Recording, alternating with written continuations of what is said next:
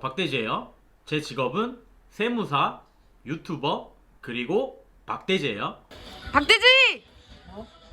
자, 이번 영상은 3부 끝에서도 제가 말씀드렸는데 번외편으로 차량 구매 관련 시 꿀팁들을 한번 모아봤어요. 이걸 3부 끝에 이렇게 곁다리로 껴가지고 원래 말씀드리려고 한 건데 3부가 제가 장단점을 설명하면서 생각보다 영상이 길어져가지고 이렇게 번외편으로 한번 짜봤습니다. 자, 참고적으로 이건 어떤 유튜버이신 회계사님이 정리해둔 영상을 올려두신 내용을 제가 한 번 더 정리해서 5가지 정도로 추려가지고 말씀드리는 겁니다. 첫 번째로 적격증빙에 대한 내용인데, 일시불 할부 렌트의 경우에는 당연히 적격증빙이 세금 계산서가 됩니다. 렌트 같은 경우에는 월 납입금액에 매월 세금 계산서가 끊기죠. 그리고 리스 같은 경우에는, 운용 리스 같은 경우에는 부가가치세가 면세 대상입니다. 부가가치세는 일정한 금융 영역에 대해서 부가가치세를 면세하겠다라고 명시를 해놨는데, 이 리스 용역이 그 일정한 금융 용역에 해당됩니다. 그래서 아마 다들 아시겠지만 매월 리스료에는 세금 계산서가 발행되지 않고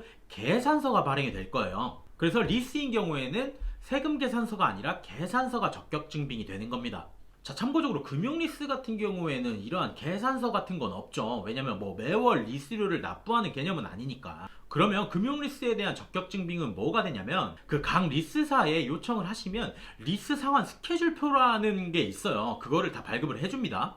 내가 총 빌린 금액은 얼마고 매월 몇 년의 기간 동안 얼마씩을 갚아 나갈 거다라는 스케줄표가 있죠. 다들 한 번씩은 보셨을 거예요. 그게 증빙으로 인정이 되니까 그걸 가지고 계시면 될 것 같아요. 자, 다음으로 팁 두 번째는, 이건 법인 대표님들이 많이 질문을 주시는 건데, 만약에 개인 명의로 차를 가지고 있다가 법인을 설립하시는 경우에 개인 명의의 차를 법인 명의로 명의 전환을 해야 비용 처리가 인정이 되니까 차량의 명의 이전 문제를 놓고 많이 질문을 주세요. 그런데 이거는 법인 명의로 차를 또 명의 전환을 하게 되면 법인이 취득을 하는 거니까 또다시 취득세를 납부를 해야 되거든요. 취득록세를 말해요, 지금. 이러면 내가 개인 명의로 차를 취득할 때 취득록세를 한 번 내고, 또 법인 명의로 전환할 때 법인이 취득할 때 취득록세를 또 한 번 내는, 그러니까 총 2번을 부담하게 되는 문제가 발생하죠. 그래서 이러한 경우에는 만약에 내가 개인 명의로 차량을 구입한 지 몇 년이 지나서 법인을 설립하시고, 그리고 앞으로 내가 다른 차를 구매할 구매 의사가 2, 3년 내에 있으시다면 굳이 취득록세까지 또 납부하시면서 법인 명의로 전환을 하지 마시고 그냥 개인 명의로 차량을 운용하시면서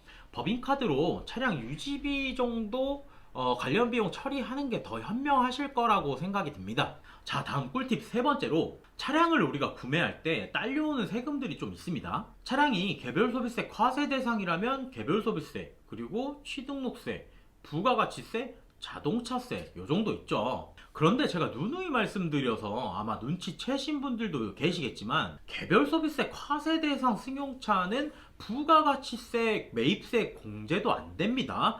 요게 한 세트예요. 그래서 개소세 과세 대상 승용차라면 개소세 당연히 부과되고, 차량 취득 시 부담한 부가가치세 환급도 안 되고, 마지막으로 차량 취득 후 유지 비용에 대한 부가가치세까지 환급이 안 됩니다. 반면에 개별소비세 과세 대상 자동차가 아니라면 이와는 정반대겠죠. 그래서 개별소비세 과세 대상인지 아닌지는 이렇게 딸려오는 부가가치세까지 환급이 안 되기 때문에 이거 꼭 차량 구매하실 때 반드시 짚고 넘어가셔야 되는 부분입니다. 자, 그리고 꿀팁 네 번째로, 제가 세 번째에서 말씀드린 취득록세에 대한 부분인데, 이건 경우에 따라서는 좀 다를 수는 있지만, 차량을 취득하면 취득록세는 장애자분들이나 국가유공자분들, 이러한 특별한 케이스 외에는 거진 예외 없이 납부를 해야 됩니다. 취득록세는. 그런데 경차를 취득하게 되면 취득록세를 면제해주는 조건들도 있으니까 이거는 참고를 해볼 필요가 있겠죠. 자, 다음은 꿀팁 마지막 다섯 번째, 할부리스 렌탈을 비교하기 전에 제가 먼저 꼭 드리는 말씀 중에 하나인데요. 어차피 사업상 비용 처리되는 금액은 거기서 거기라고 했어요. 그런데 이 비용들은 어차피 소득에서 마이너스가 되는 부분들이니까 절세 효과는 당연히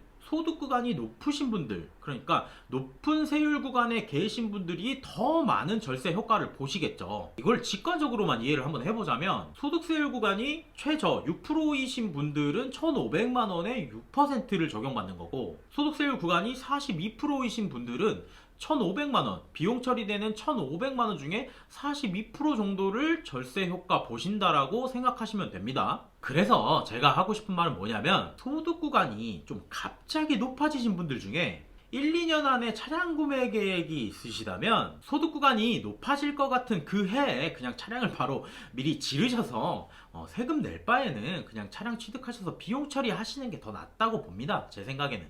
그리고 이와는 반대로 사업을 이제 막 시작하셔서 소득 구간이 낮으신 분들 중에 사업용 차량이 반드시 필요하시다, 그러면 되도록이면 개소세 과세 대상이 아닌 승용차를 취득하셔서 개소세 웬만한 부담하지 마시고 관련된 부가가치세도 환급 받으시는 쪽으로 생각하시는 걸 강력하게 추천을 드립니다.